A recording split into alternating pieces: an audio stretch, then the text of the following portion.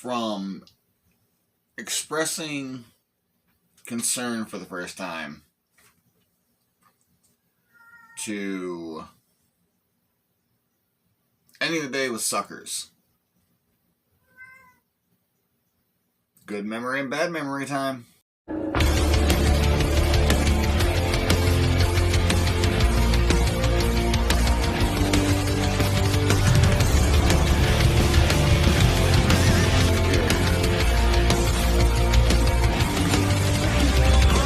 Welcome back to the Shield Network. I am your host, Bad News Harris, and this is episode 1 of L.O.R.E, where I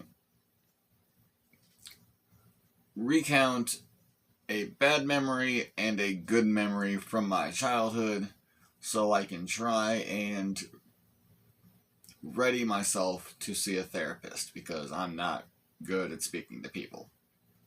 So let's give episode 1 a shot, shall we? Bad memory. One day, when I was around 6 or 7 years old, at school, we had our typical anti-smoking shtick where the people would come in, and this wasn't the DARE program. I didn't see the DARE program for the first time until I was like 5th grade or something like that.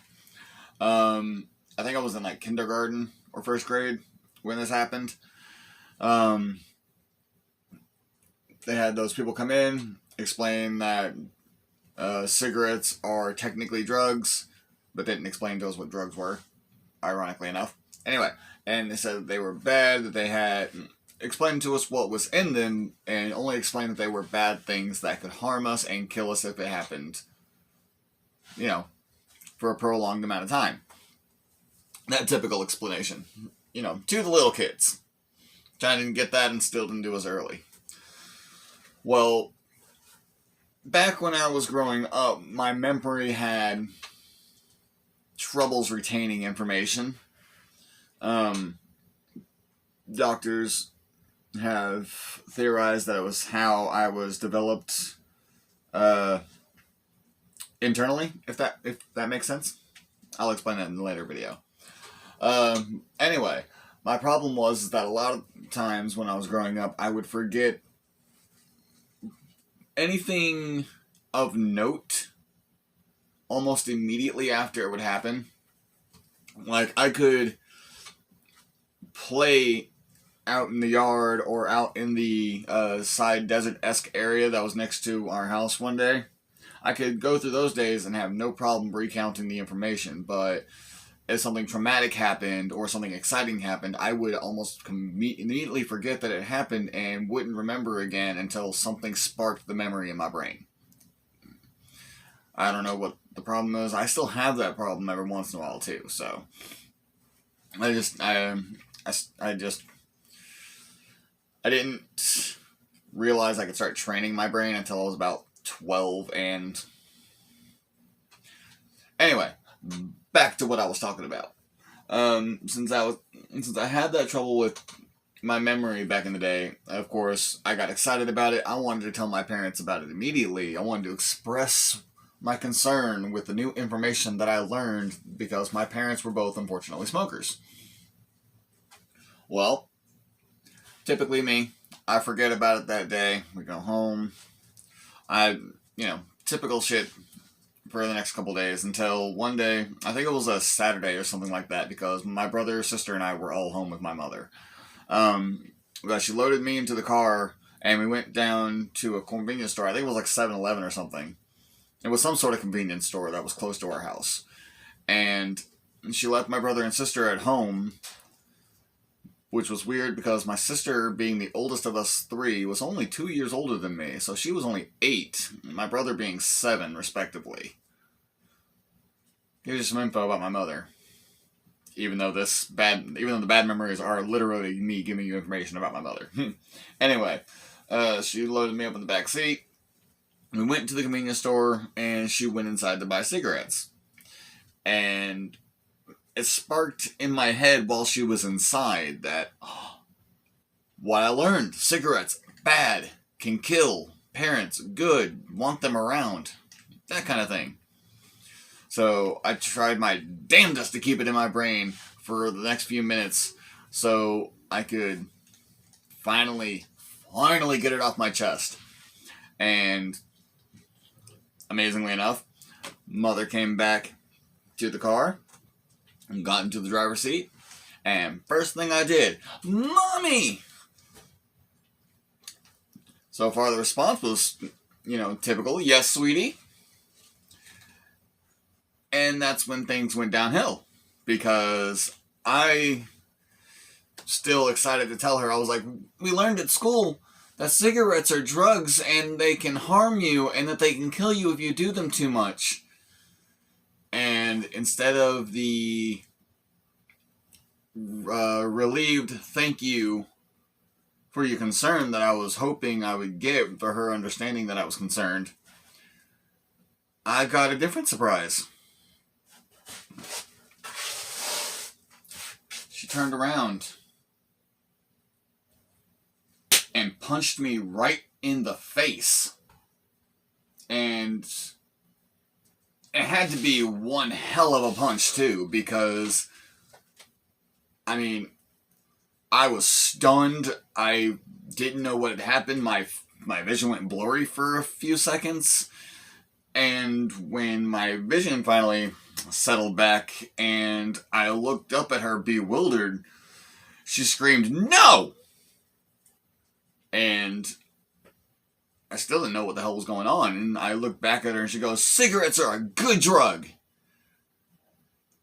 And I kind of just withdrew into my seat, and requiring my response, she kept looking at me, demanding, "Did you hear me?" And so I nodded and said, "Yeah." And then she jubilantly just turns around and says, "Good!" Starts the car, and we go home. And of course, with my memory being the way it was, I'm assuming I repressed it immediately, because never thought about it after that until something else happened. Because something else always happened. My earliest memory is of me trying to express concern to my mother and her punching me in the face because of it.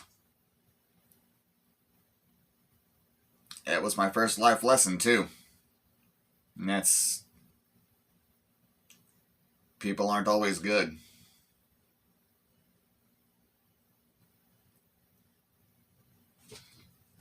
Good memory. When it came to hanging out with my dad growing up, since he was on the road a lot, being a truck driver, whenever he would do things while home, he would more often than not take my siblings and myself with him. It was the primary out of the house time we would get with him, and we were always so excited, especially me. I loved hanging out with my dad. And every week he would come home, load us up, and we'd go to the bank with him, because banks gave out those little bitty dum-dum suckers, and at that point in time in our lives, my brother, sister, and I had never seen them outside of being in a bank line. So we were always excited to go to the bank with him, because those things were always so cool to us, and we enjoyed them. We were kids. Well, this evening, can't have been too late, because we went to a bank and it was dark. I think it just got dark super early this day. But we all loaded up, all 5 of us. Dad driving, Mother in the passenger seat, me right behind my mother as always, brother, sister. That's how we always loaded up in the car. I think it was like chronological order as it went. Not the point. The point is, we all loaded up, we all went to the bank, and mind you, back down in this time frame, bank tellers in the drive-thru would almost always ask if there were any kids in the car so they could, put those little suckers in for the kids. And this evening, it wasn't too different. The only difference is that the teller didn't ask how many kids were in the car, and she only just put 2 little suckers in there instead of 3. Don't get me wrong, not a big deal. It was at the end of the day. I'm sure she wanted to get home, wasn't thinking too hard. No blame on her end whatsoever. I mean, they were just suckers. However, when the tube came back, Dad noticed it, and he was visibly upset about it because he wasn't the kind of guy who would just, ring the teller again and be like, hey, I've got one more kid back here. Can I get one more sucker? No, that's kind of where I get it. But he was visibly upset about it, and he immediately apologized to the 3 of us because he knew it wouldn't be fair to give 2 of us suckers and not let a third have one, so he wasn't going to pass them out. Understandably so. I mean, it's nothing that it's not a lesson that he hadn't already taught us beforehand. We knew how to share, and we knew when, there weren't enough things to go around, then we wouldn't get something. We all understood that. It wasn't that difficult. But my mother didn't seem to care, because her first thought was, grab them both, yoink, and immediately pops one of the suckers in her mouth and goes, it's okay, here. As if the 3 of us back there didn't exist. As if the 3 of us back there never existed, and as if the 5 of us hadn't done this countless times. Dad, however, refused to touch the sucker again, and without saying a word, we left the bank, and he immediately went to the nearest 7-Eleven, and it didn't take us long, because it was like getting out and then pulling right into the gas station. And I say 7-Eleven because we always went to 7-Eleven back then. And he gets out of the car, goes inside, and a few moments later he comes back out and walks directly to the back seat doors, doesn't even get into the driver's seat yet.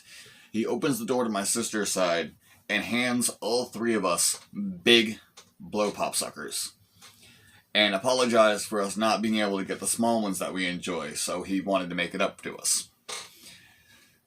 And of course, the 3 of us, we just got suckers that were like 4 times bigger than what we were expecting. We were super happy. We didn't care. We all thanked him, of course. We were all happy. We popped the suckers into our mouths, which was funny because we were also going to dinner, so imagine how that one went. But afterwards, he got back in the driver's seat. My mother said he didn't have to do that, and my dad said, yeah, I really did. Paraphrasing, of course, but you get the point. The point is that this man right here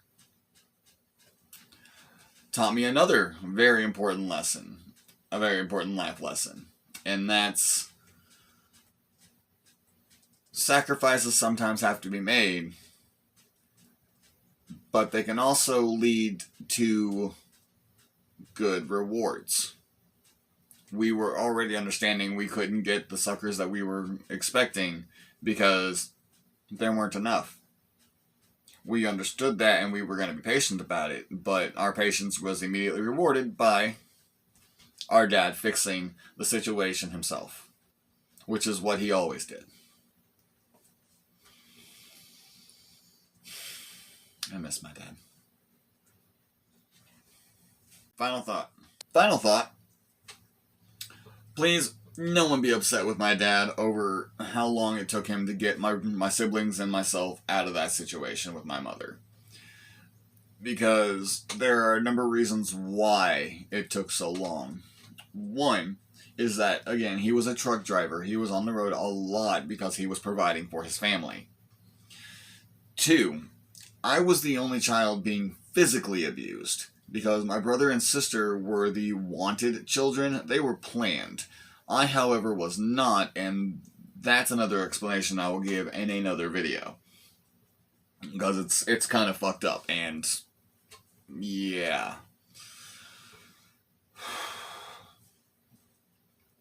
That being said, I'm not saying my brother and sister weren't also abused, they just weren't physically abused like I was. They were neglected, and there were other forms of abuse that happened outside of what just happened to me. Mine was just more specifically targeted because I was the unwanted one that arrived.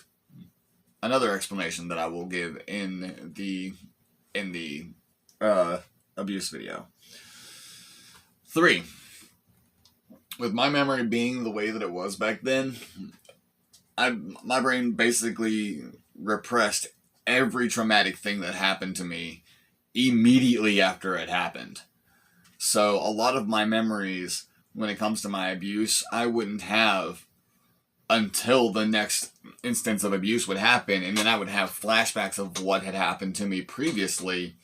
But once the situation was over, I mean, I basically had the veil go back over my eyes, because once my mother would go back into nice mode, I mean, my brain erased what the hell just happened.